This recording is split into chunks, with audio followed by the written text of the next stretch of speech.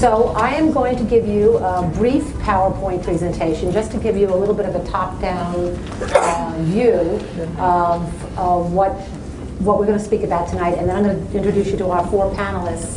I was asked by the Underfashion Club to do this presentation a few months ago, which I found very interesting because my son doesn't think I can turn the TV on.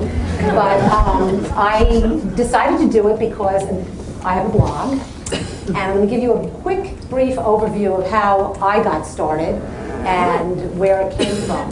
I've been in the business, the retail, wholesale business for 30 plus years. I'm not going to cut how many years. And I was in a lot of corporate and private company roles over that period of time. Last 25 years I've been in the intimate apparel industry exclusively. And about 4 years ago I decided I was going to go out on my own and start my own little company, which was going to be a consulting company, niched specifically to the lingerie industry because it's a passion of mine. And so I did. And after about a year of getting some jobs through references from friends and colleagues, it became apparent to me that I had to have a website. And the reason I had to have a website is I had to have a place where I could refer potential clients to in order for them to see what I was all about and understand who I was. And at that time, after I started the website, my friend of mine who works in the what they call SEO world, which is the search engine optimization world, said to me, if you don't write a blog, you're not going to get anybody to your website. A blog will drive traffic to your website. So 2 years ago, this June, I started a lingerie blog as a lark, and it has now morphed into my major business. So, and it's been quite a journey. I've learned quite a lot, and I'm pretty much a good example of someone who can really change from what they came from. Because when I started out, we used green analysis pads and calculators, and there was no such thing as cell phones or computers or reports every Monday. Not that old. And we ran our businesses from the ground. So having said all that, I'm going to show you, we're going to get started, and then I'm going to introduce you to the panel, and we have a lot of questions, and it'll be very interactive. Okay, so first of all, I mentioned that this is a changing world. It's a shrinking tech world. Just 10 years ago, the computer on the left is what we were all about, and today the handheld computer on the right, or a cell phone or an iPad or whatever, is what we're all about. There's a lot of very interesting facts out there that you cannot deny and you need to be aware of in order to move forward in this industry. The internet has over 2 billion users worldwide today. We send out 90 trillion emails annually. There are 90% of text messages are opened and read, and that's a very pertinent point for later on, because when we talk about getting information out there, text messages is an interesting venue. 94 of Advertising Age's top 100 advertisers ran campaigns last year on YouTube and Google. And 47% of all consumers aged 18 to 25 get all, not some, all of their marketing information from the internet. So how is social technology changing the way we do business?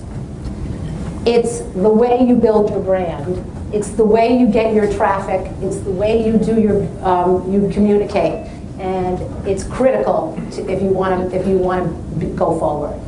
So this whole presentation assumes that you have a website, and I say that with a grain of salt because, and I'll explain why a little bit later on my blog. But a website, I can't believe how many retailers don't have websites, and I find that even just for information, just so that a vendor can contact them or a customer can contact them. There are two kinds of websites. One is informational, which should be the least what you have in order to profile your business.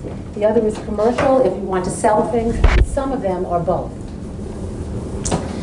An informational website is a website like the Biflex website where you can go and you can get a profile of the company. It's kind of like a resume of the company. A commercial website is more like this Annie Says website, where obviously they're selling merchandise online.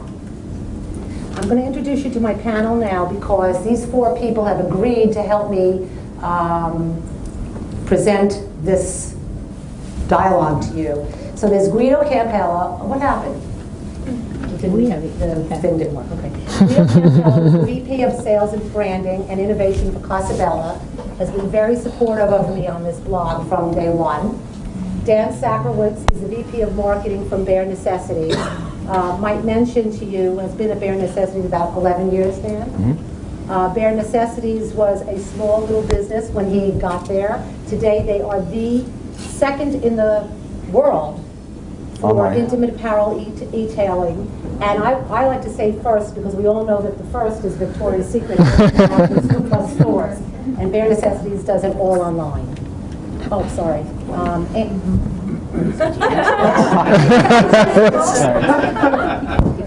I guess I'm not worried about it. And you're like, I'm not supposed to lift this up. And you go, everybody shut your eyes. Why? Because it's not pleasant sight. Okay. Okay. Can you hear me now? No. See, it's still not working. I'll just scream. It's all right. Don't bother. We won't pay him. Okay. Okay. Well, Roz is happy. Okay.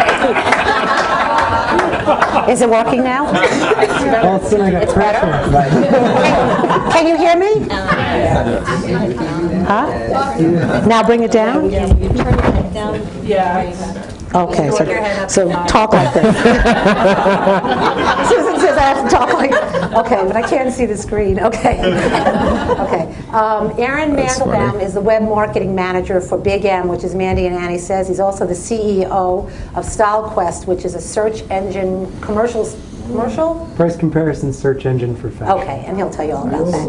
And Anthony Oren is the IT manager for Biflex. He's a professor of computing at St. Francis College, and if it weren't for Anthony, I wouldn't be here today. So, wow. And he's my surrogate IT son. He's a consultant in the business, and he's really helped me a lot with this. Thank you, I appreciate it. You're welcome.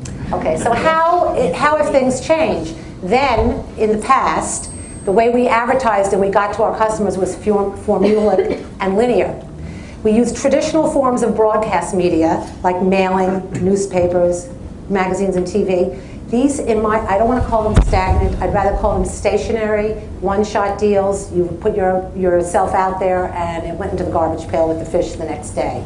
Now we're organic and we're chaotic. And the way we get our message out there is from email blasts, text messaging, internet ads, and social media, and it can be repetitive and looping and constant, and it's much more dynamic.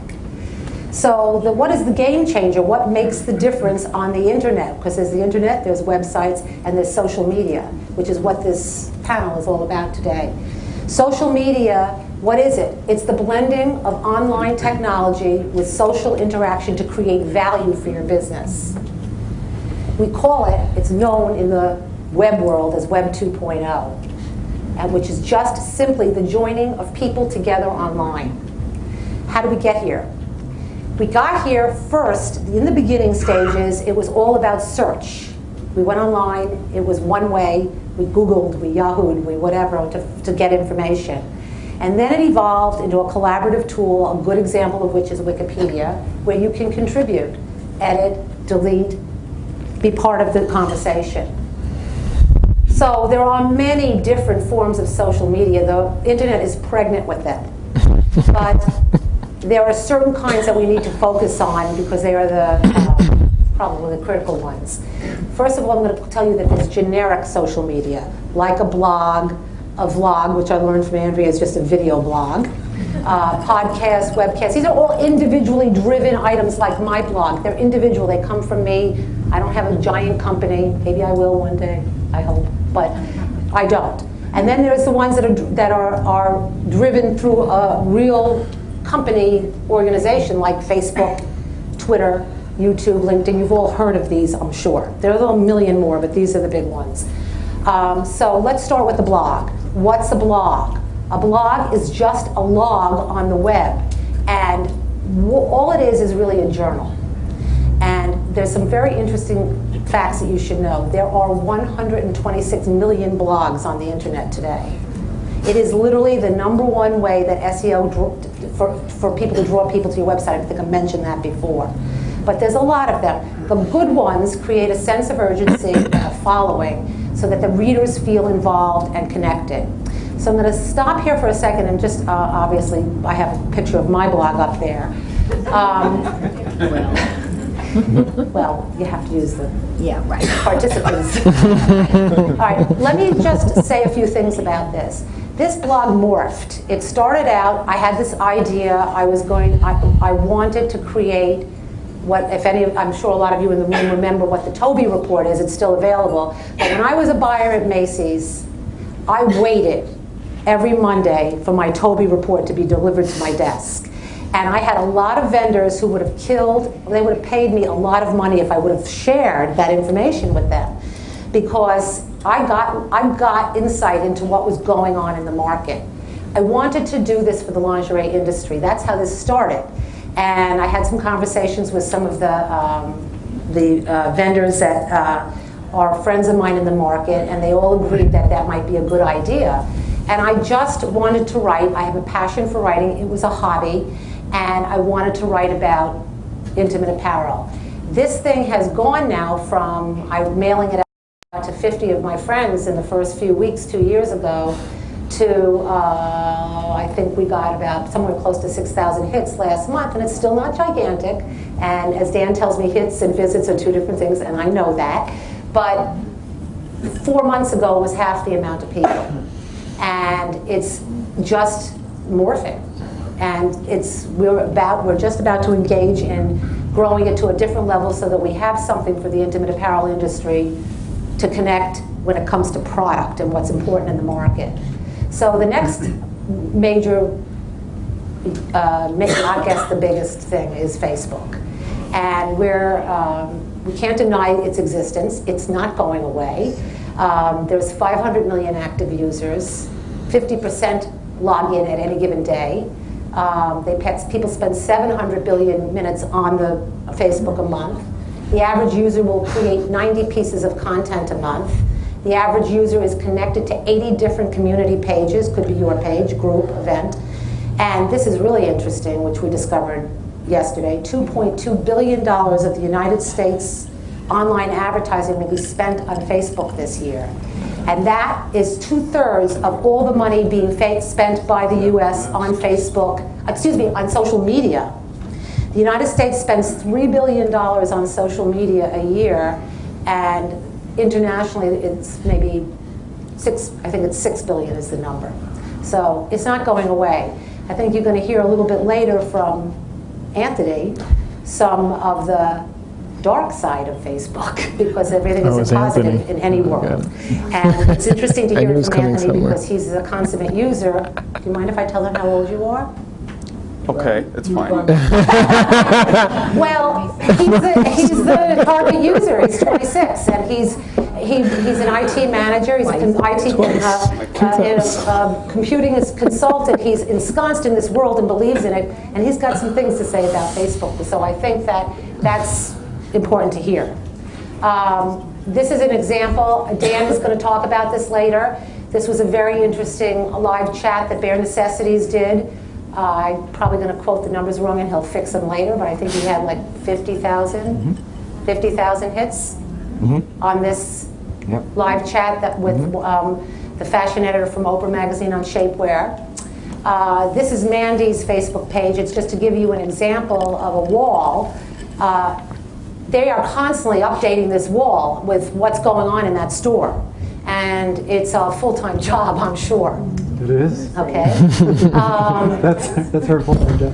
That's Melissa's full-time. Okay, and then of course Twitter. Everybody said, "What's Twitter?" It's Ashton Kutcher's thing. Well, I can tell you that I'm on Twitter, and it's very strange, but I do it because Guido's mother told me to do it. But it's very interesting. Without doing very much, just tweeting when I'm supposed to tweet, I have 600 followers from none a few months ago. So There are 200 million registered users on Twitter. 460,000 new users register every single day. 155 million tweets come in a day, 56 billion last year. It's very interesting that this is just real fast updates that go on. When I tweet, I just say my blog was published, and I link it. I don't say what it's about. You might say there's an event at so-and-so, or I don't know, Betsy Johnson just brought out a new bra, you know. But how it's so viral, it just spreads. And it's important to understand the importance of Twitter for the mobile phone user. So this is just an example of a Twitter page from Mandy's, and an example of Casabella's Twitter page. And again, I think that they'll go into it in a little bit more depth in a minute. The next very important thing is YouTube, which when YouTube first came out, which I think it maybe, what is it, 2 years old? I mean, it's very young, right? We thought it was like a place to watch your cat get washed, you know, on someone's head. But it has changed into people being discovered as great artists and products being put out into the world, and you got to have a YouTube site. I even have one, even though there's nothing on there. There's 2 billion videos viewed per day, average of 15 minutes per day per user, and every minute, 24 hours of video is uploaded. Here's a statistic I found yesterday that's amazing to me. More video is uploaded to YouTube in 60 days than all 3 U.S. major networks put it up in 60 years. What? Okay. Okay. So again, we have an example here. Is that real?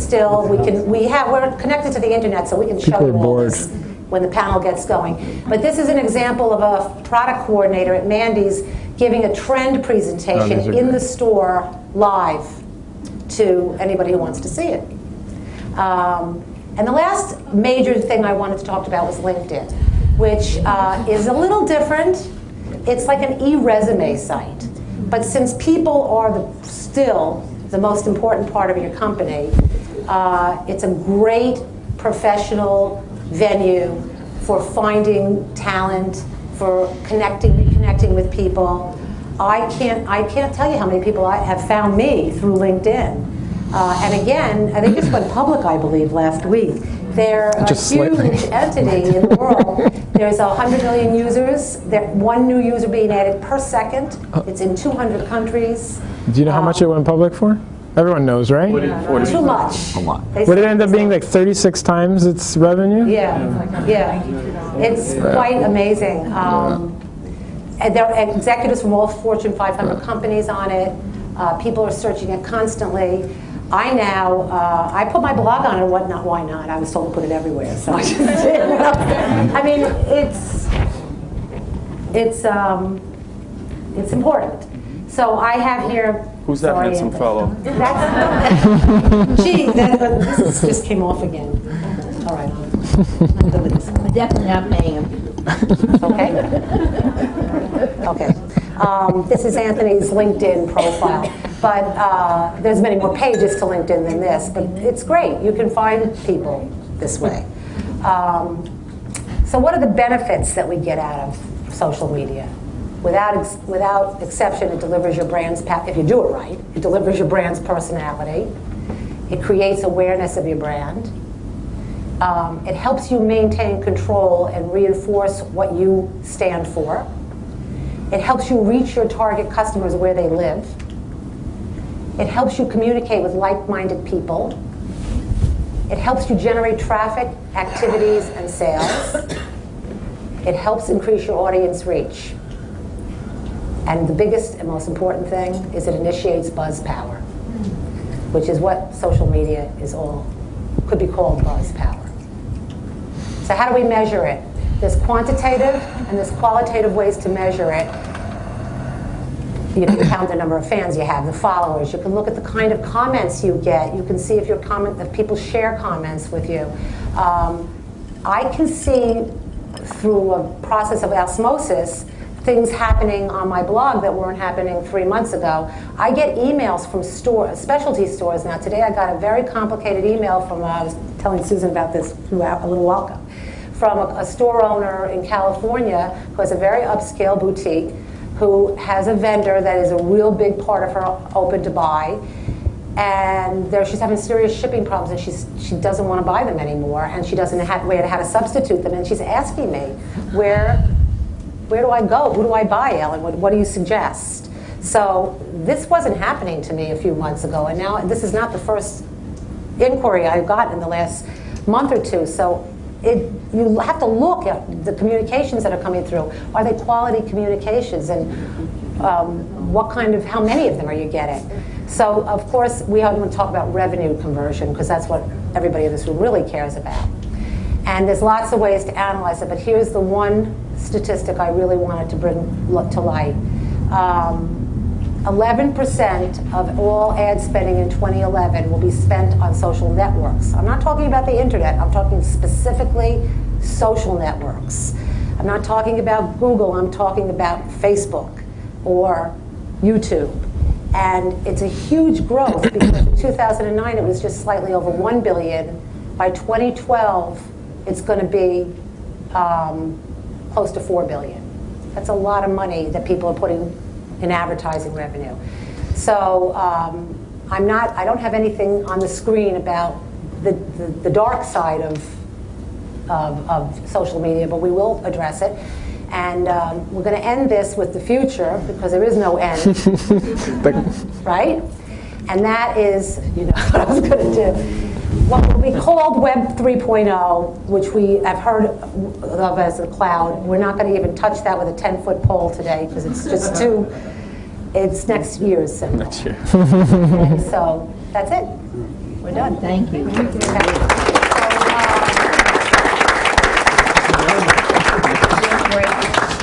So I want to, I have a couple of questions. I have a lot of questions for the panel, but I thought it might be really, I don't know how you guys want to do it. Whether you want me to just get up and talk about what it is that you guys have done. So I'm going to start with Guido.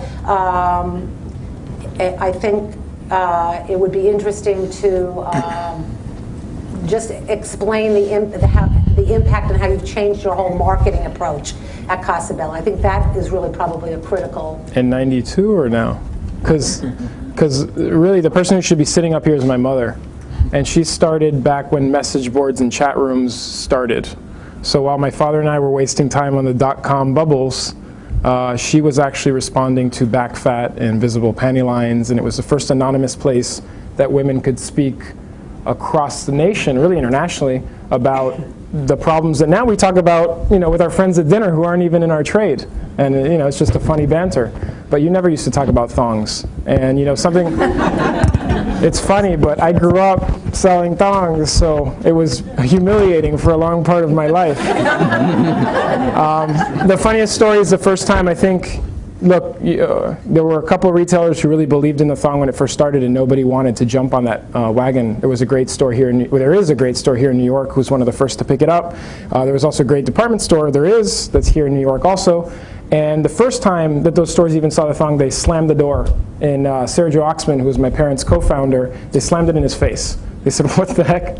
You're bringing an $18 string to our floor. What that did is create what now is a panty market, which if you visit every single retail store, if you visit websites, if you visit department stores, you've got this plethora of panty selection. And the chat rooms and message boards did that. Visible panty line, VPL, all the things you want to call it, really was born off of the internet. So that was the first social network I think our company really participated in, and that's what launched us. So when I think of '92, I think of '92 because we had Hurricane Andrew in Miami. We are from Miami. Destroyed our office. We spent 8 months all working. Well, not me. I was just playing in the boxes, but working in the house. Everybody in the company, and that's when we got our first taste of what an author. So nobody knew they were talking to the president of Casa Bella, and that was it. So it's really been a part of our process forever, and we've just taken each step. My mother had the computer before I did, the Macintosh before I did, the laptop before I did, the flat screen before I did. She had all that fun stuff, and now she got the iPad before I got it, because I just got it last week finally. And if you want to speak to her, all you got to do is visit our, if you visit our blog or you visit our Twitter page, it's really developed. You can tell her how obnoxious I am. So you can tell her tonight. And she will respond to you and probably say, yes, thank you, and slap her. So that's how connected she is. She has friends all over the world. And that's the crazy thing, is actually last week, for 1 week, they had a friend of theirs actually come over, who is now one of the biggest editors in Italy.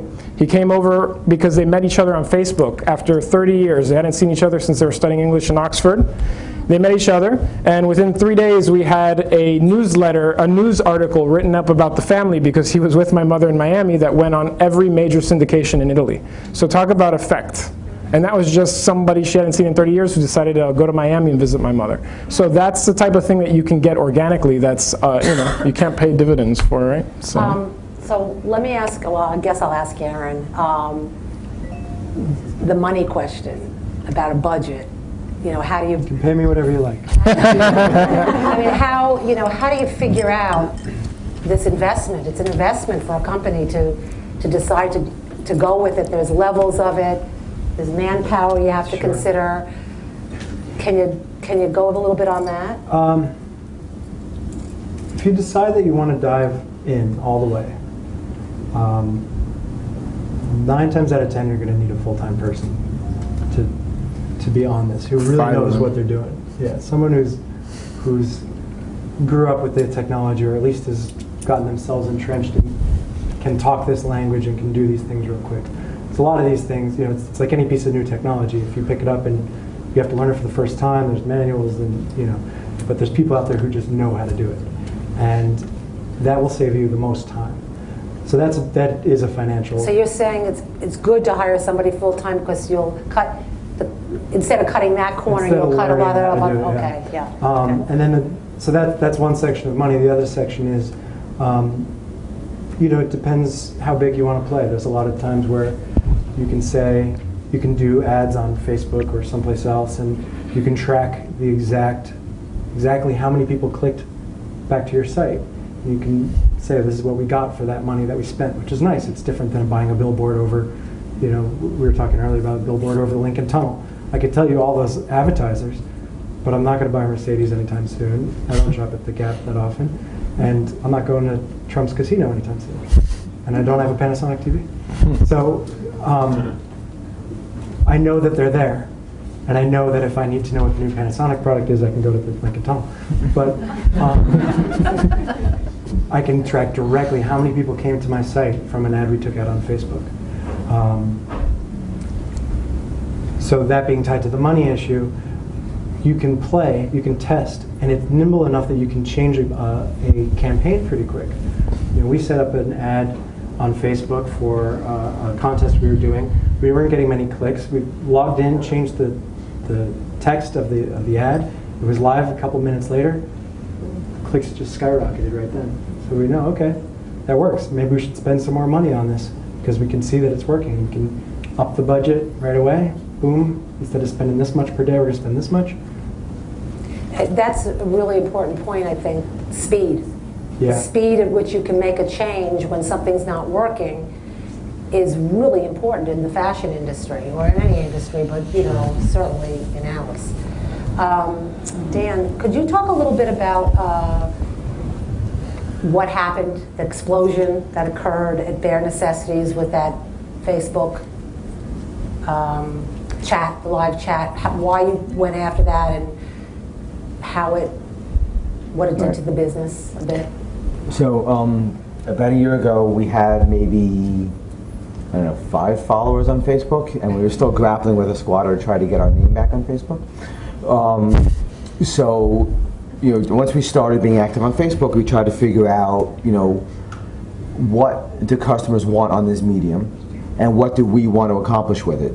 Do we want to use Facebook to try to acquire new customers? Do we want to use Facebook to try to, keep customers engaged in between purchases? Do we want to use Facebook to, like a lot of people want to do, make things go viral? We decided that we wanted to do is, we thought Facebook would be a great platform for taste affirmation. Meaning on a website, barenecessities.com, we might have 162 bras and 44 double D. We might have, 45 waist nippers in a medium control. So how does the customer sift through all that, first of all. And second of all, the taste affirmation part is really big, and women like to go shopping together. Women like to know that what they're buying is in good taste, even if it's lingerie and no one's going to see it. That's what women want to know. So the problem we were trying to go after is the taste affirmation problem. So we got Jenny Altman, who had been the fashion market editor at Oprah magazine.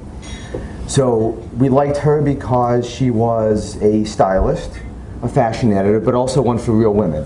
So she wasn't someone who styled thin famous people and only thin famous people.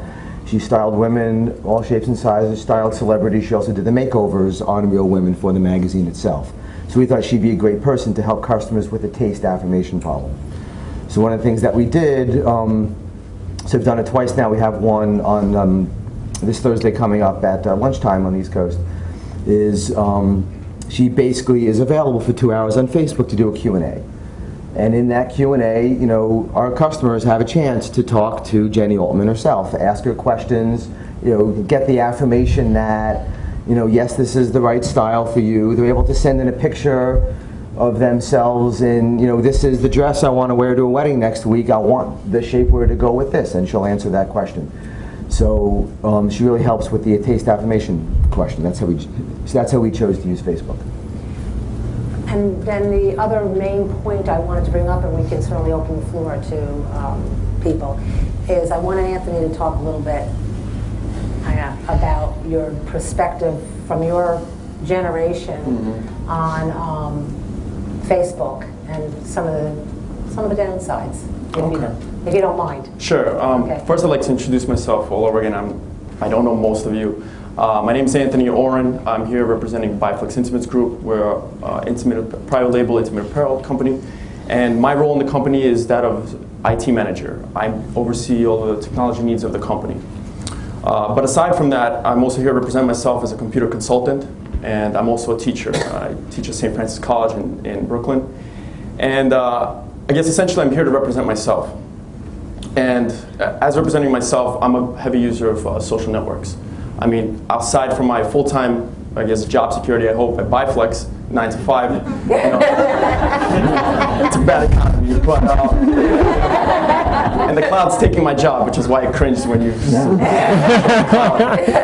But, aside from my full-time role at Biflex, I rely heavily on word of mouth for my IT services. I have my own IT company, and, I rely on word of mouth.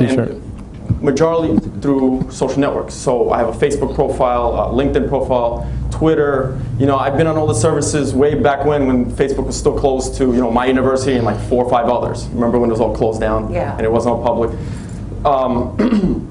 So I definitely realize how massive social networks can be.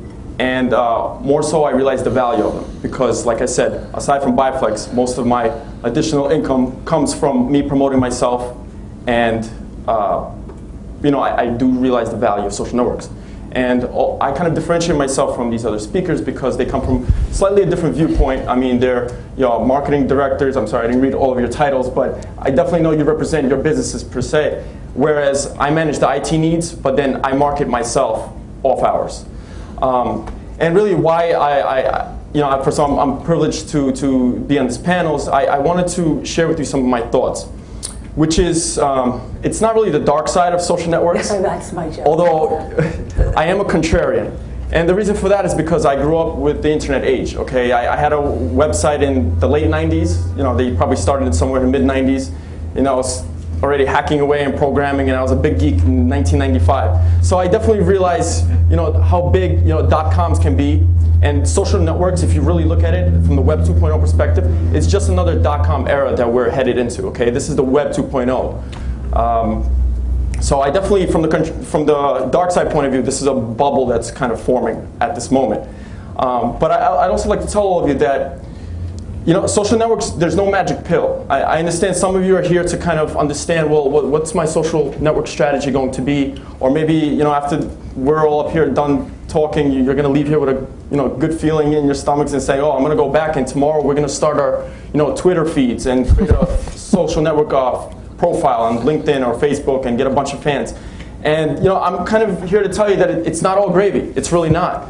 You know, besides consulting management at Biflex, I consult clients on the side. And I tell them, you know, unless you have a solid strategy, unless you're planning for social network initiatives, it can bite you. It can bite you in the butt really bad, really hard, really quick.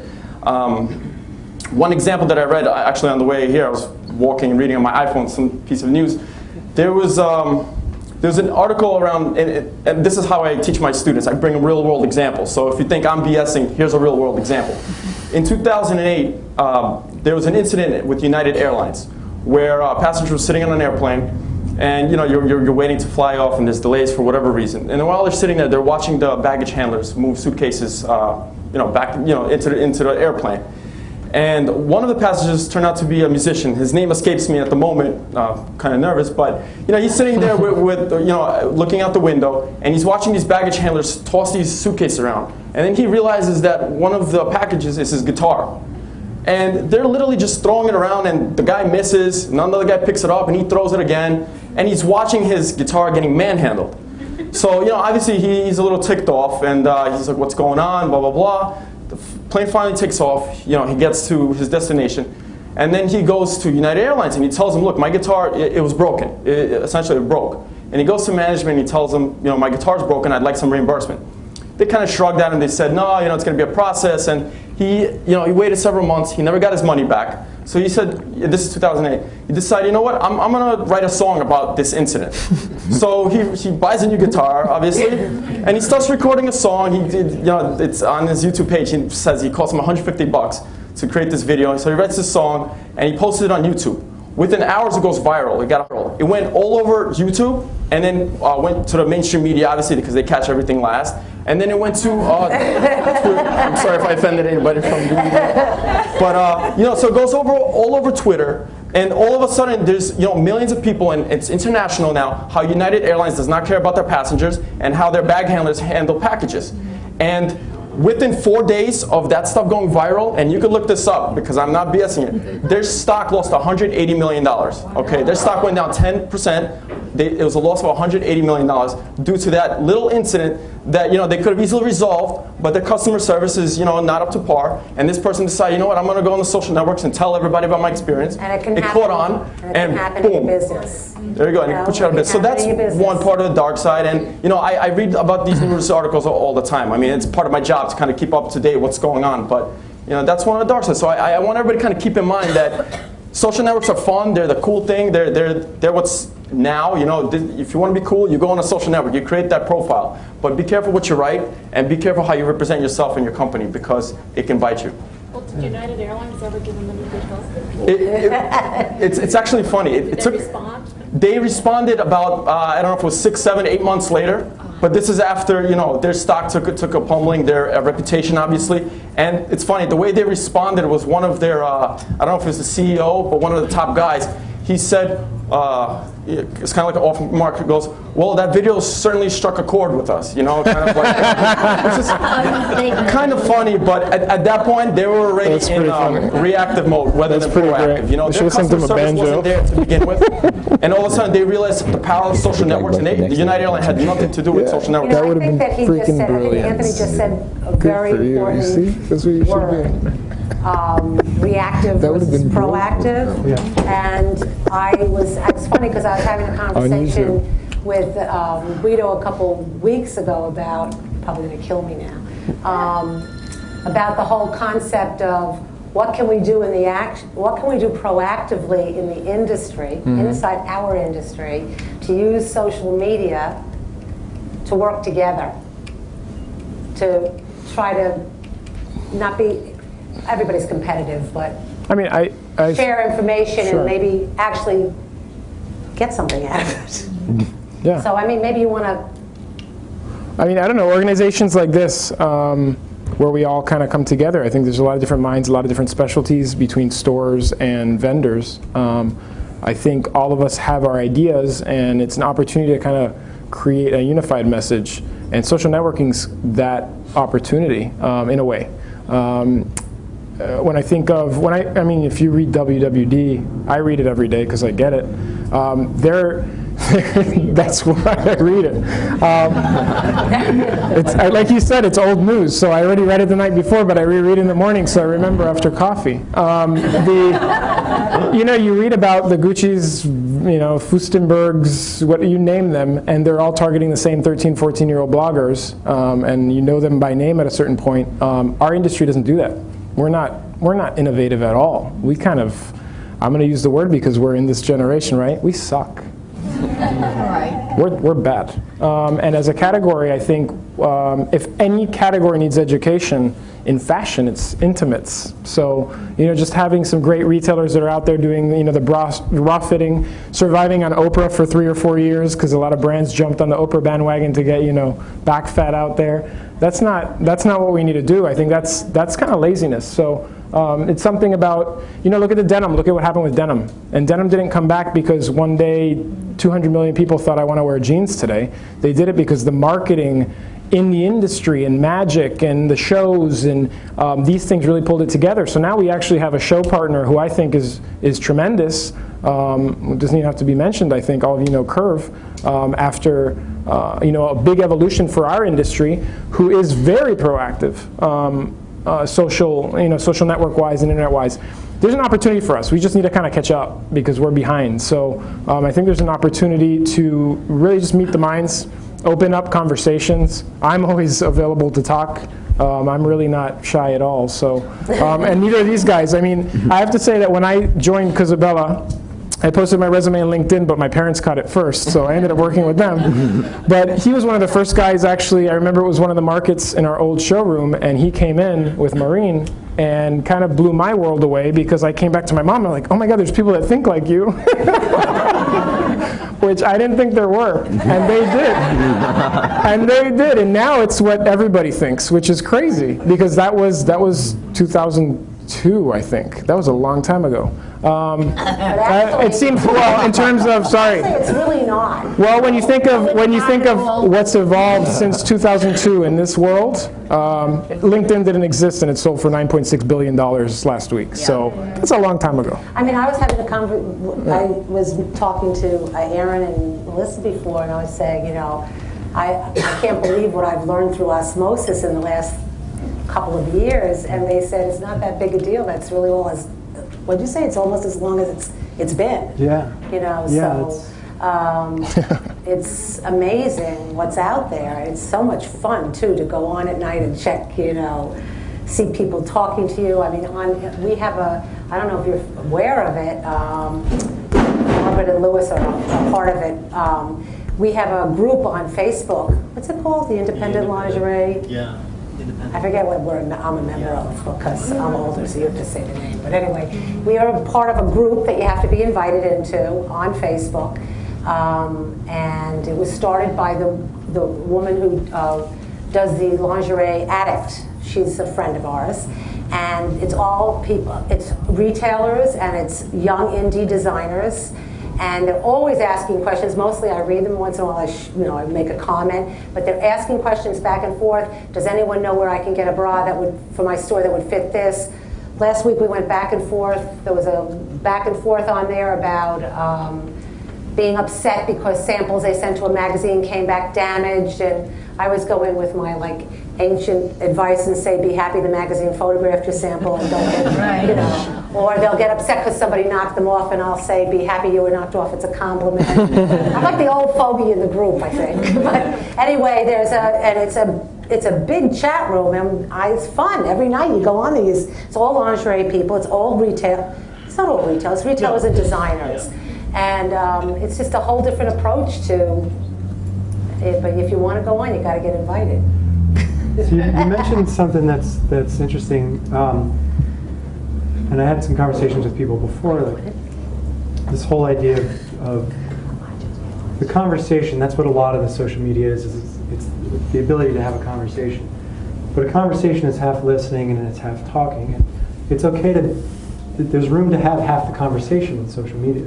You can develop a social media strategy that's just about listening, and that's what are people saying about this industry? What are people saying about these brands? And spend your time pulling the information about what are the customers interests, what's changing, what's new, what are some trending topics and things like that. And as an interesting, PR type story that we had through listening was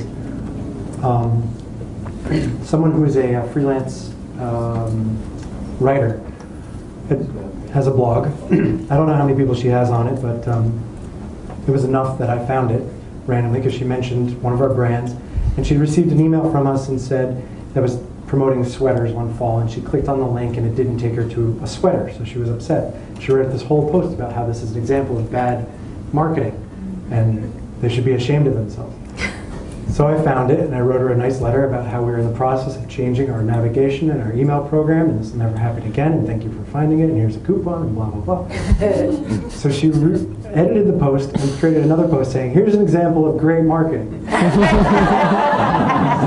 This company reached out to me. They sent me a handwritten email and a coupon, and they adjusted their things, and we were doing all those things, so it wasn't just hilarious.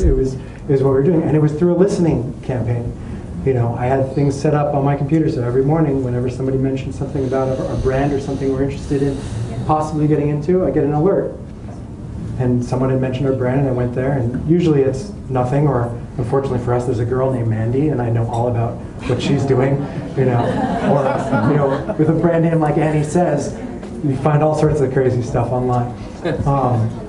But that's another way to go, and that still deserves a full strategy and a plan, and the time and the effort. But I just want to. Did you have something else? Well, I just wanted from the dark side. Okay. Well, I definitely agree with Aaron's point from the listening point of view. Yes, as a business, even as a consumer, you can go on Twitter and you could search with something called hashtags, which is by topic, and you could get a good idea of what's going on in the industry, what your competitors are up to, or how people are maybe perceiving your product if it's that well known. But on the flip side, if you're going to come out of here and you're going to say, I'm going to implement a social media strategy, don't forget that social media is just not the cool thing to do. It's not the only thing. It's supposed to be an extension of your existing marketing and customer service procedures, policies, whatever they may be. If you have horrible customer service and your marketing's pretty poor, and you think you're going to create a Facebook fan page and everything's going to be resolved, you're sadly mistaken. You have to understand that it has to be an extension. Okay, one company that comes to mind, and again, I'll give you real world examples because I just flew with them over the weekend, Spirit Airlines. Again, I hope nobody's affiliated with them because sometimes I draw criticism of somebody in the crowd, but they're a very low budget airlines. I don't know if you guys ever flew with them. I fly to Florida back and forth, and it's like for $50 round trip. But there's a reason why I'm paying that price. Customer service is they're going to reroute me through 3 different continents, and then still end up, you get what you pay for. Right. You get what you pay for, but at the same time, they have to embrace social media as well. They announce their fares, which is Twitter's pretty good for that. If you want to make a short statement, tell somebody about some local deal or your company discount, whatever it may be. But if you're a company like Spirit Airlines, where you get what you pay for, and you go on the social network wave, you're going to get hit back really hard. So if you're on Twitter, if you're just searching, browsing casually, that's fine. Nobody knows you're doing it. But if you're a company and now you just created a Twitter account, and that some people just come out of the woods and all of a sudden start bashing you, it's going to go viral really fast on Twitter. Don't go on and stop. Commit to it. Oh yeah. And follow through, because it's. I was going to say it's hard work. I spend, it's a lot of work. You have to be consistent, and I think in terms, like just an example with my blog, and maybe it's just my personality, but literally, no kidding, I have not missed one publication in 2 years. Doesn't matter if I was on vacation, doesn't matter if there was something going on personal in the family. I found a way to publish it at the same time every week. Now we're starting the second one a week because somebody in SEO told me to do it twice a week. But and now I feel that pressure. You have to commit to it, and you can't stop.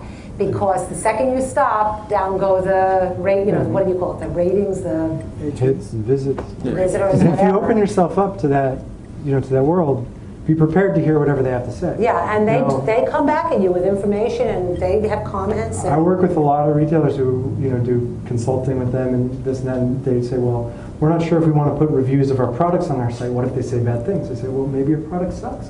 That's a great way to find out. Right. And You who can knows what edit type of some. innovation you can get out of that. You can edit a little bit. You I can, edit but my but, comments. but if you went onto a brand site and you posted this comment, Yeah. and then it got deleted, then that person's even more. Then they're going to tweet all over the world that you And were But it could be useful product development. Can you edit retweets? I don't think so. If on Twitter somebody's can you? Yeah. Okay. Well, it's cached in Google, just so everybody knows. So. I don't even know what he's talking. I'll find it. But does anybody in the, She found the feel way. free to ask them questions. I don't, be easier on me. Go ahead. Hi, my name is Laura. Oh, sorry. I recently just heard about One a new site called Tumblr. Sure. Yeah. What is that? Is that another do you know about? I didn't You do it, man. Okay. So, Where do we Tum- stop? Point, You're not. so here's Tumblr is a social network that allows you to easily post and repost content, pictures, text, video, links. It's very easy to use, and it's a big player. There's a lot of traffic. There's a lot of users, and there's some good content. It's easy to organize by theme. You can look for just fashion, just for photography, whatever. But what you're really asking about, like where do we start? Where do we stop?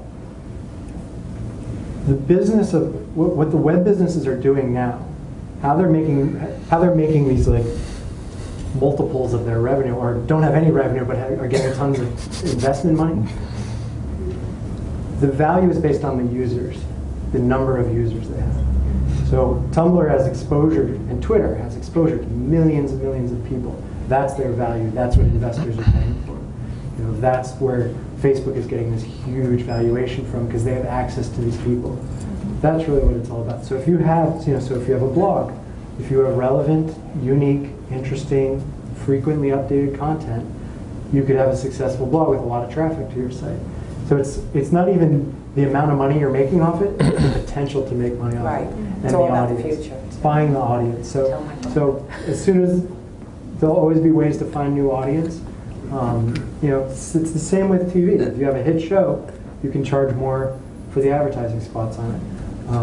That's all it is with the web, except there's even more people and they're all trackable. Anybody else? Comment about two things. The optimization of the website and its conversion rate. The website gets a huge amount of hits, but very few words. And the other issue is the JCPenney issue, where something was to be organic within Google, yet it wasn't organic. How pervasive is that, and how do you guard against that if you truly are organic? We should probably talk about Yeah, that you one, should. So the conversion rate is very variable based on how you're getting in traffic and what it is that you're selling. So us selling lingerie, I can get a whole lot of visitors to my site tomorrow if I felt like it. There's an awful lot of people online who love to type in the word lingerie, love to type in the word thong and G-string and all that. So if I felt like it, I can get a whole lot of people to my site tomorrow, but conversion rate would go the way of, so you have to strike the right balance between how many visitors get into the site, how you're getting them, and how many of them are taking an action. There's many tools out there, which we can talk about later, but so there's many tools out there to try to optimize your conversion rate, try to figure out which customers are the ones who are converting, which customers are the ones who seem to have a intent to convert, whatever the conversion event might be. And then there's others who are never going to convert anyway, but you're able to sort of segment those through your analytics online and then try to optimize for each segment. In terms of Google and SEO, so Google has a very complex algorithm that figures out who is number one, who is number two, who's on the first page for any search term you might type in. There's a whole cottage industry, obviously, around. There's obviously more value in being number one than not being number one on Google, as JCPenney found. And Kmart, look what happened with Kmart. Familiar with that story? I'm not familiar with the Kmart one. Kmart did, and I may have the details not correct. Basically, they used a lot of false blogging. Do you know the story? It's similar to JCPenney. It's the same. Same Right, thing? the same idea. Okay. Right. It's basically, so one aspect of Google's algorithm is how many web pages out there link to yours. Because Google figures if 100 people link into you and 5 people link into someone else, for the term that someone's searching on, you're probably more relevant. So it'll give you a few more points in its algorithm to rank you higher.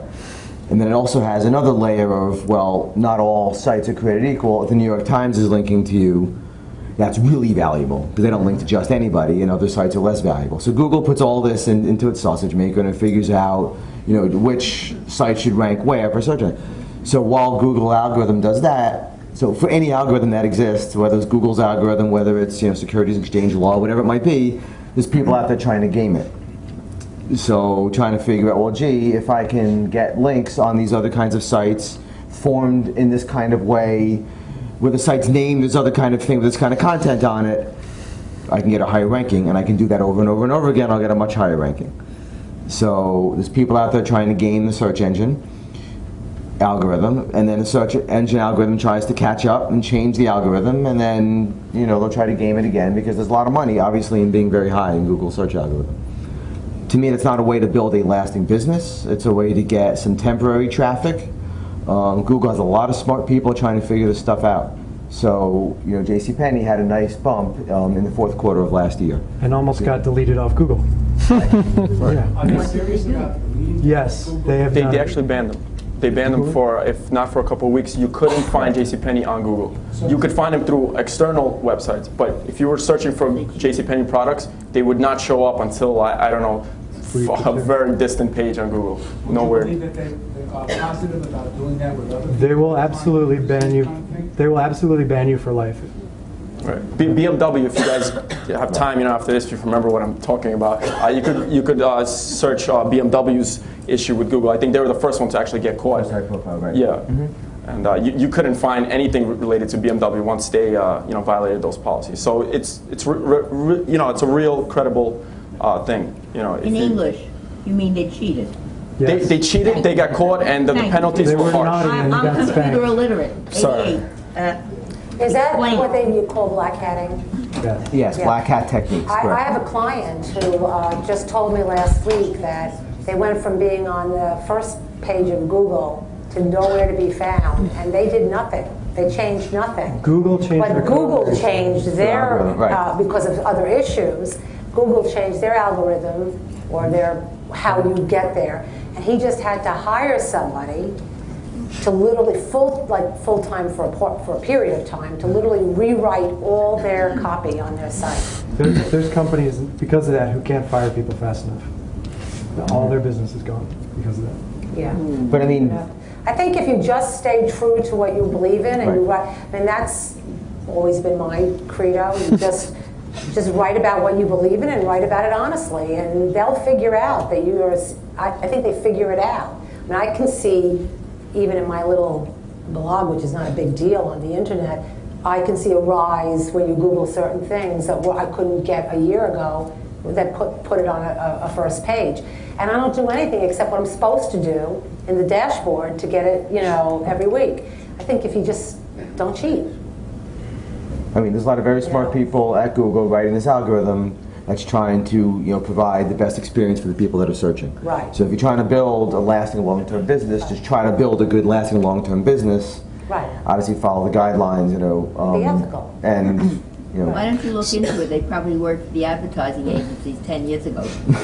I was gonna say they work for the IRS. That's who they Do you work have a for. question? Yeah. Two questions. One, I think is brief to the panel. If you've had any experience with the aggregate measures of influencers like, say, Cloud, and I know that there's several out there that could combine your Twitter, your Facebook, your website, blog and all that to sort of identify who are top, say, bloggers or whatnot that you would want to partner with. And then the second, to Jen, for your lunchtime Q&A campaign. Would you be able to share sort of what was that part of a larger campaign? What were the results to that, and how you drove people to your Facebook for that chat? So Clout, real quick, is a tool that allows you to see how much clout you have. This clout online is called KLOUT, because that's what they do. But and it just tries to measure how many people are following you. Well, first of all, how many people here have accounts on Twitter? How many people tweet? How many lurk? Wait, did you say lurk? Lurk. Lurk. It's a technical term, lurking, right. Or stalking. Right. Stalking, lurking, right. Right. But lurking is actually a really good thing to do on Twitter. He's a lurker. I am sort of a lurker on Twitter. But right. It's a really good thing to do on Twitter because there's lots of people talking about lots of things. So if you want a real easy way to get an idea of what's happening in the social media world is to get a dashboard, a tool for Twitter. TweetDeck is one, tweetdeck.com, and it allows you to follow many different people, many different groups. It allows you to follow search terms. You can put in your brand, you can put in the word bras, you can put in the word Oprah, you can put in anything that you want to follow along in the conversation. But the day you do that, be prepared not to get any other work done because it's addictive. Because there's so much out there. There's a lot of whatever out there. But so there's so many interesting articles to read. There's some interesting feedback you can get, interesting insights into what consumers are thinking. So the first thing I would do is go to tweetdeck.com or one of those types of tools. Get it, download it, have a night or an afternoon and start playing with it and see what's happening out there. So Clout is one of the tools that allows you to see how many people are following you on Twitter, how many people follow the people following you, how many people follow you, how many people retweet what you tweet, how many people retweet what people retweet that you tweet, how many people clicked on, so all that, and the more people that do that stuff, the more clout you have. That's clout. So to be able to gather that info, you need to register your Yes. company. We didn't know what was going to happen. We didn't know how many people were going to show up. The thing with the internet is one person can come or 1 million people can come based on, if the right people find it interesting and amplify it and get it out there. So we were sort of quiet about the first one. And even though it was quiet, enough people saw it, enough people I guess the things that they posted ended up on their wall. It got viral enough so that something like 48,000 impressions of the 2-hour chat and the questions that got asked got out there. So once we saw that, we could handle it. We knew what was going to happen. We had the logistics down. We actually had Jenny, and we had a product specialist at another computer right there to be able to look up, a specific product. And we had somebody from customer service who was sitting there as well, who has a lot of experience dealing one-on-one, with the end consumer via email, via electronics. So we had 3 computers, 3 people set up. So we knew we liked it. I knew we could manage it. And then we did it again a few days ago. Had 50-something thousand people view it. Had more questions. Had more activity on it.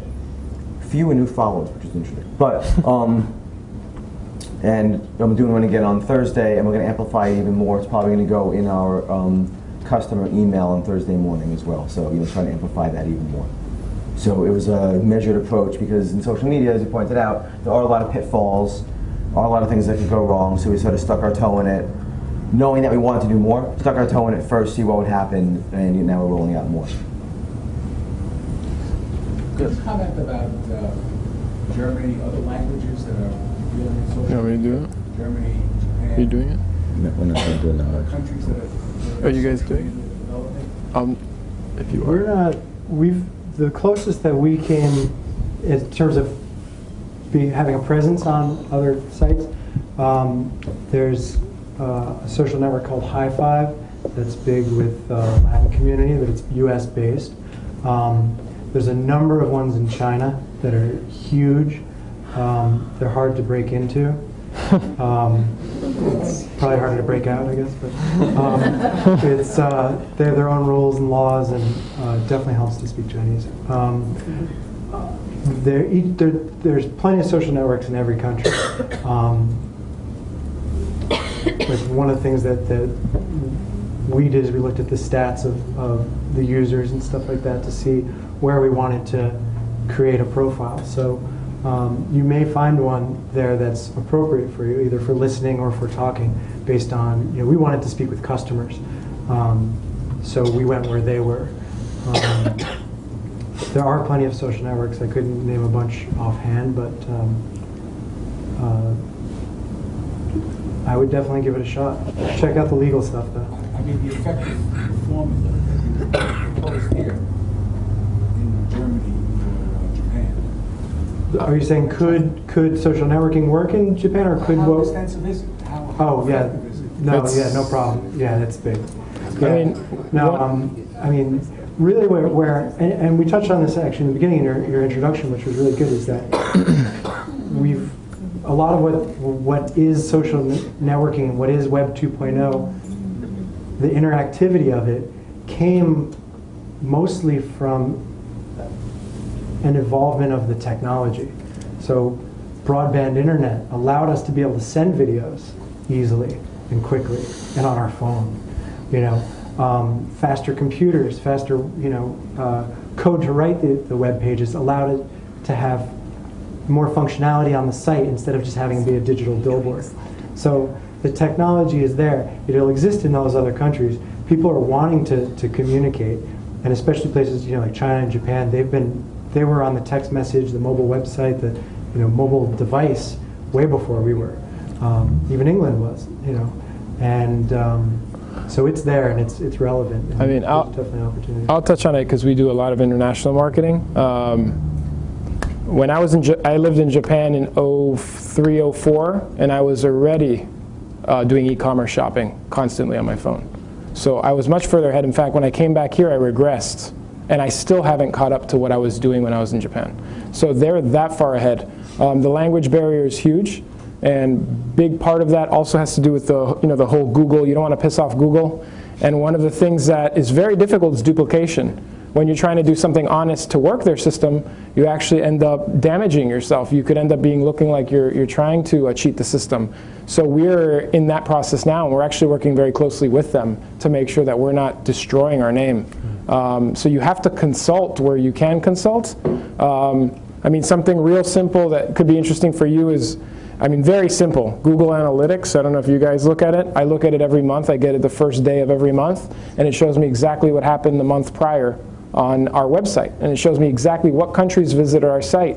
And the coolest thing I think was seeing the entire map of the world except maybe Sierra Leone and a couple other countries not marked, meaning that we didn't have a visitor there.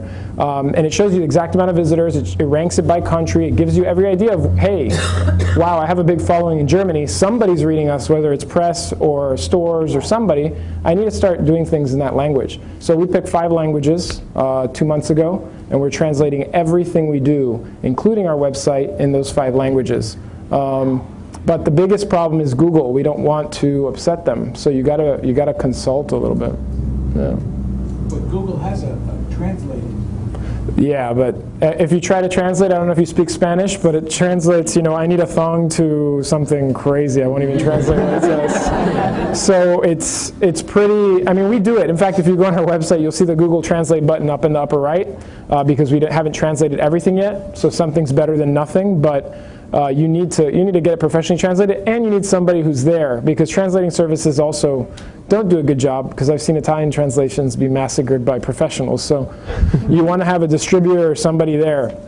I will tell you, I don't know if you guys have read about Vente Privée, venteprivé.com, which is out of France. Who are they teaming up with somebody now? American Express. So a French website, the first guilt group, let's say, of the world, is venteprivé.com, is teaming up with American Express now to run American Express's e-commerce, which is no joke. So they must be awesome. and they're French. So if the French, what I'm saying is, hold on, we were against French fries, and now we have American Express tying into France. And if you go to France, you can't even use the American Express. That's how strong. Hey, come on. So that's how strong that partnership is. So there's really something to these foreign websites. If you know, I started. It took one email from somebody in Germany to make me go to Germany in December for the first time in my life, and I've been back 3 times since. Because there's something there. Talk about a healthy market, you know? You want to go after them. They're using the same tools we are. So if you're not speaking to them, you know, my mother doesn't speak German, so she's not on Strenes or any of the German brands. So we're missing those Germans. So definitely, you want to check it out. But consult a little bit, because you could get in trouble. I learned, so. They're going to own the stock exchange soon. So. The Germans? Oh yeah, they're buying, well, hey, they bought all of Italy a few, you know, when the Deutschmark was strong, so. Yeah. You had mentioned at the very beginning, as far as, you know, you probably need to hire somebody full-time, and, you know, there's the old joke that when you go to IT school by your 4th year, you know, everything you've learned is obsolete. So how do you find a person that's going to stay with your brand, who's going to really stay up with what's going on, to really help you strategize, like what you're saying? You know, I'm immersed in the tween market, and like something just happened on my way here. I got, this is like so amazing that we're having this conversation, I got an email from a management company in LA that a tween star for some big show who I'd sent something to had actually worn my dress to a premiere, and like my email blast, it's not that big, you know, and my Facebook page also is sort of, I think, competes with my brand's Facebook page a little bit, and I do blog, but not enough, and it's like, blah, blah, blah, blah, like how much can one person do, right? So I know that the setup is to hire that particular person who's going to be savvy enough and yet understand this particular market and the growth potential of the Tumblr and everything else and what's important.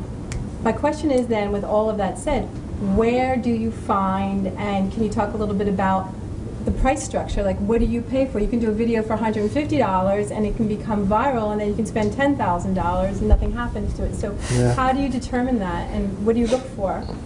So yeah, that's a couple. And how much do you pay? Yeah.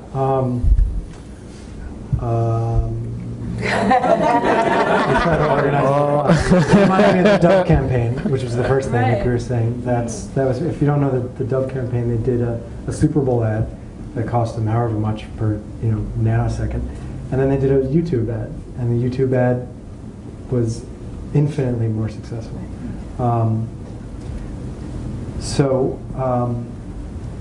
Each situation is going to be different for how much you can afford, obviously, how much time you need, what you need them to do.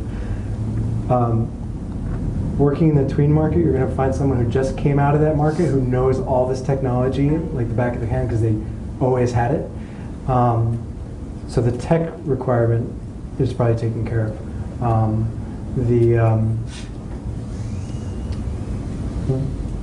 The other nice thing to have in a person in that role is some of the strategic thinking or a marketing background. I know, I went back to school late for an MBA in strategic management. We didn't talk about social media at all. I know people who are getting out now, when we were looking for people, and they still didn't have any social media talk in marketing classes for an MBA. But if you find someone who's got the voice that you want, if you're going to be talking with customers and you got someone who's got the voice and the energy, and they're going to, even if they're speaking as the brand, it might be easier to train them in some of the techniques and some of the market than to forego someone with an authentic voice who you want to be a representation of you. You know what I'm saying? Like, you could find this MBA who just got out of McKinsey, and he, went to, all this, to Harvard Business School and whatever, and he knows everything about social media, but do you want that person talking about your brand? We're talking about chemistry. Chemistry. Exactly. Chemistry. And chemistry is something that I'm computer illiterate. I have one, I don't know how to turn it on. Okay. But chemistry is the whole word on everything that you're selling. Yes. It's So where are still you about putting that connecting ad? with. Like where are you advertising to get that person? There's people looking on Yeah. all the top job sites, You will know. Craigslist, and Are you- You will know. there's people out there. You will know. I guess my question is, though, are you looking for a consultant or for somebody to hire? Both. I mean, I think one leads to the other usually. Because our example is we only let somebody who's been on the inside do that job. So with somebody who, my mother always said, if the salesman's not willing to pack the box, he's not a good salesman. So Right, I don't have enough staff to have. yeah, so then I need another a consultant, person on the outside. then So that's Sorry. that's worthwhile, definitely. Having Yeah. someone to just talk to and beat the ideas around, and learn learn your business, Right. and figure out what your goals are, and then see how you want to fill it. you need to make sure they care about what you were No, about. I'm very clear. It's about time management, and it's about getting that person, and how do you find that person? Yeah, it's a standard enough job now that you can any other way you would try to hire somebody, you can. Go to a matchmaker first. As a business owner, though, instinctually, that person's representing you and being your voice. So if you look at that person, you're like this, then you don't hire See, them. You can't. You gotta I really. think that- Have to be in the IT though I as think well. you get the voice, and then you hire somebody Yeah. who has the technical know-how to teach the voice how to do. Here's where I will kind of disagree, and again, it's the The dark. pessimistic side of it. Here's the number one thing you should look out for. Now, you're not being too specific on what you're looking for as far as you getting involved with social media. And when I talk to clients, they want to get into social media. They have no specific strategy, but they're like, where do I begin? So they're pretty much asking the same questions you are. Number one thing I always tell them is, when you're going to go out looking for an employee, whether it's an intern, full-time, part-time, whatever it is, don't fall for the tricks that somebody knows what they're doing in social media. There's no such thing as a social media specialist, expert, professional. Okay, I make great scrambled eggs. I'm an expert at making scrambled eggs. That's not what social media is. I can tell you where to begin, and the four of us are kind of here to kind of give you guys like the first step. Okay, this is where you begin. So yes, we're kind of experts at telling you where to start. But the whole concept of getting involved with social media, it's not just making a Facebook profile. It's going further and further. So anybody that's telling you they're an expert probably giving you great advice. Just like I'm an expert serving you eggs, but after that, there's a lot more to do. Okay. And that's I guess one of the pointers I would like to give out, and again, this is how I kind of whether it's in-house at Biflex or to my outside clients, I tell them, look, find somebody who you're going to trust, somebody who you think is going to be loyal, maybe straight out of college, or maybe some intern that's looking to get his name, a couple experience on his resume. And if you think he's going to be with you for at least the foreseeable future, then get him involved. You don't have to be an expert in social media. Go start a profile, but then just be active. Like I think Aaron said, don't stop. That's the number one thing. You don't have to be an expert writer. You don't have to be an expert computer programmer or anything like that. Just get somebody who's willing to just every day or every week, whatever's. Is it every day? I mean, it shouldn't be every day. It could be weekly. But you want to stay active. But I just want to say that one of the things that happened when I met Anthony was. I was telling him, I can't believe I'm doing this. I was joking about the world I came from and what I'm doing now. And he said to me, from not even knowing me, but it's okay because you're curious. 10 minutes a day. And if you've got a person in your company that is on your wavelength and is willing to put in the hours, you can get somebody like Anthony or someone in his generation to teach them how to use the tools. And then, everything I've learned, somebody told me, even your mother, they told me, and I learned it, and I tried it, and it worked, and I went on to the next thing. So it's kind of There's people who know how to use. There's a difference between tactics and strategy. We're really talking marketing. So the tactics are Facebook, Twitter, or whatever. I know how to send a tweet. I do all that. And you'll have people who can do that. My daughters are much better at the remote than me as well. She's an expert. But I have She's a Twitter account. But It's got 39 followers. so yeah, doing the tactics are the easy part, and finding someone who's willing to get paid to tweet, you're not gonna have a problem. There's someone out there who loves talking about fashion, who loves talking about whatever, and they can get paid to do that. They'll be so excited. So the strategy is the differentiation.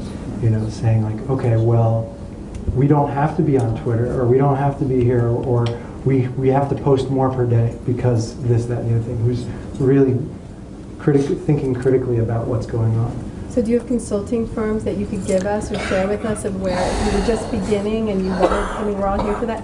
Who would you recommend to even, you know, besides- AnthonyOren.com. Okay. We're all going to touch on you. Yeah.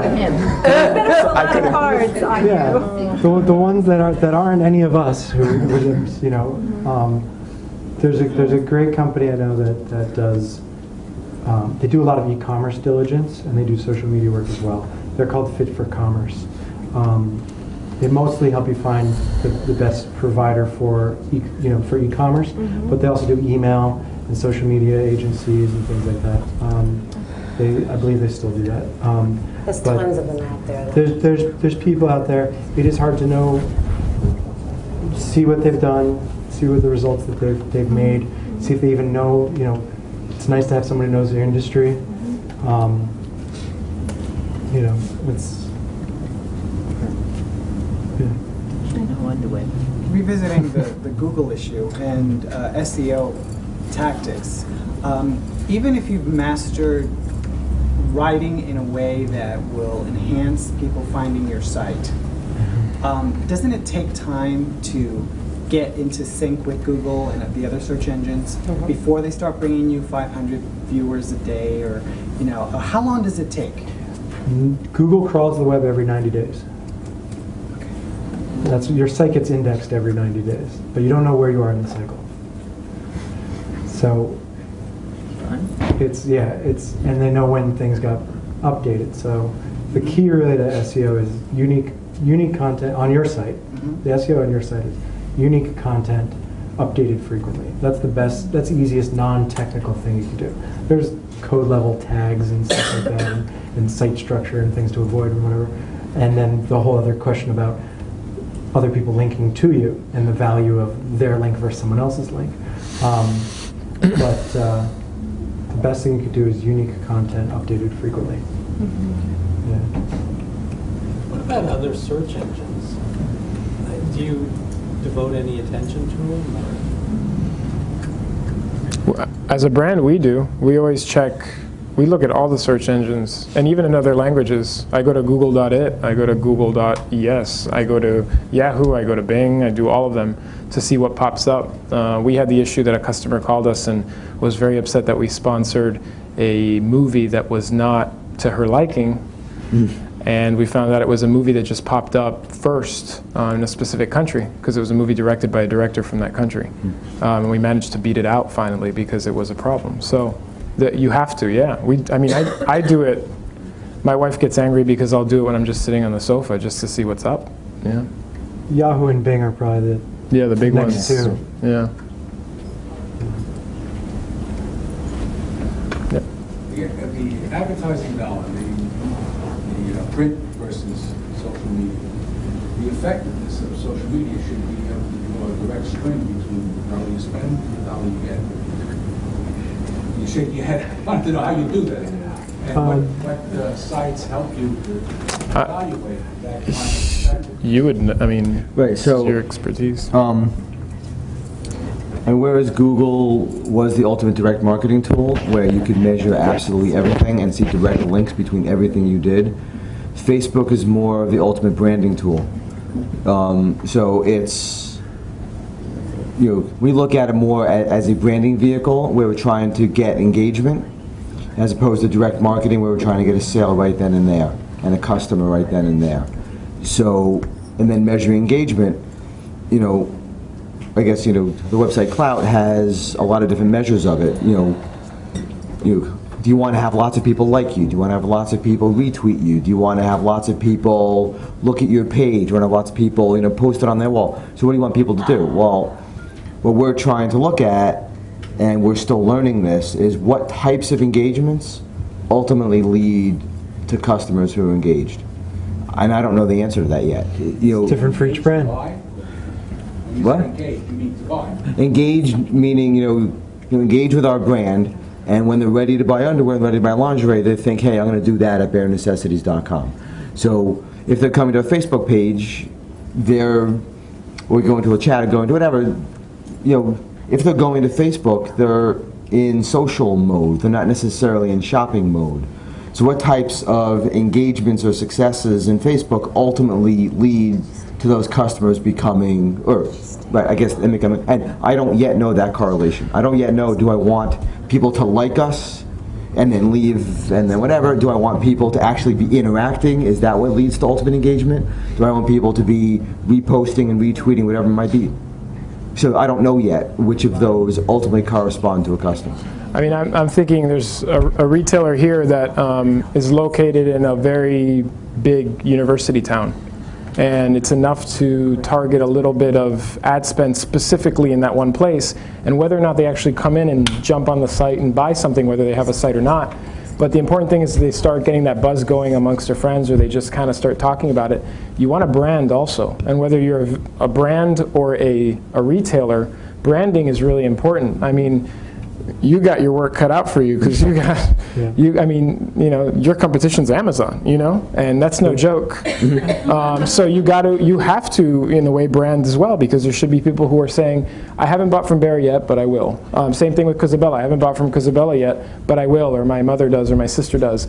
Same thing for the retailer. I'm thinking in Princeton.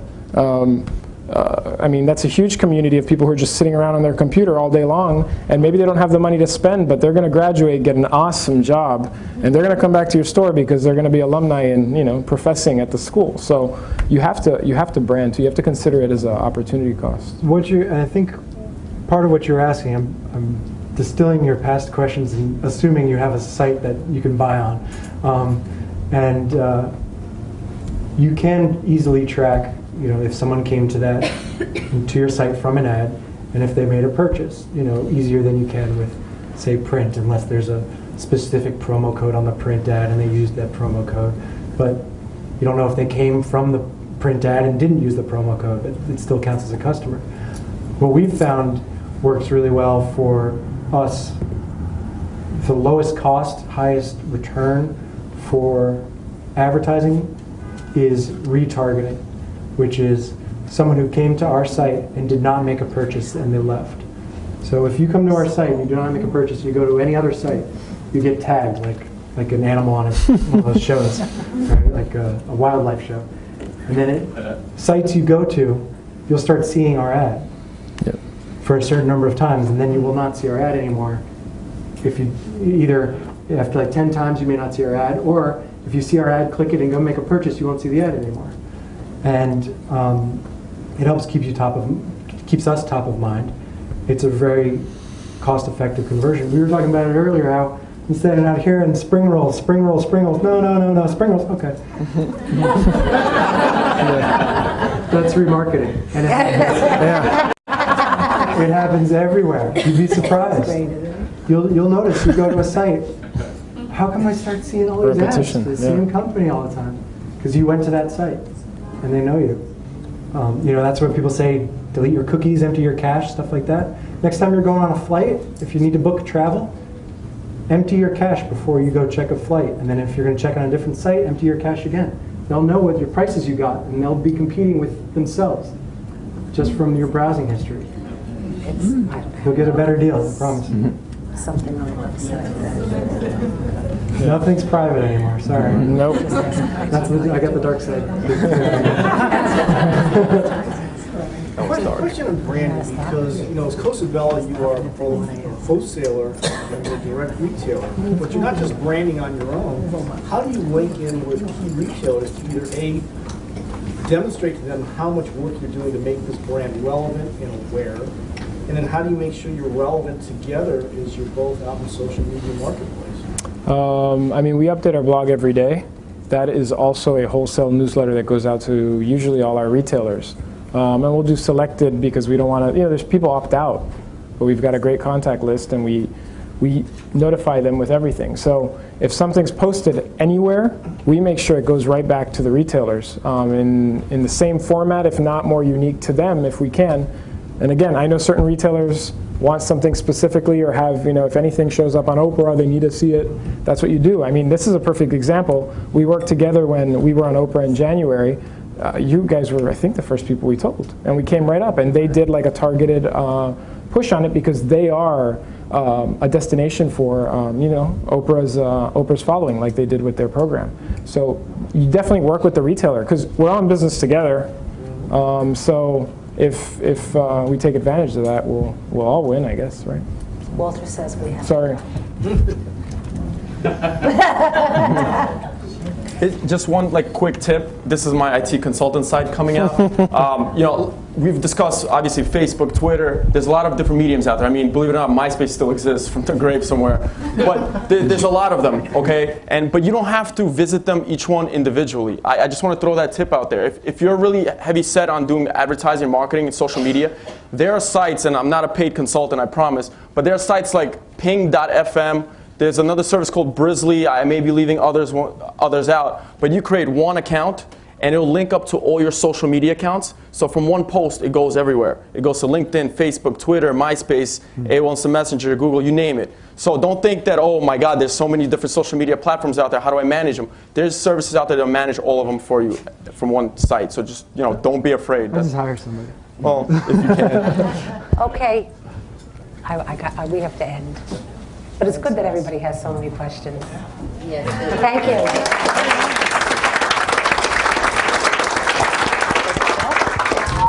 Ellen, thank you. Oh, you're Gentlemen, welcome. each of our panelists, thank you for your time and your thoughtfulness. I'm still, someone wants to leave here with an iPad, right? Oh, I didn't.